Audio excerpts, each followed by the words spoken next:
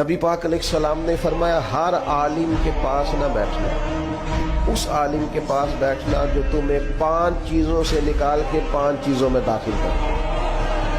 یا رسول اللہ صلی اللہ تعالی علیہ وسلم کون کون سی؟ تو حضور نے فرمایا اس عالم کے پاس بیٹھنا جو تمہیں شک سے نکال کے یقین کی طرف لے آئے۔ دوسرا وہ تمہیں ریاکاری سے نکال کے اخلاص کے زمرے میں لے آئے۔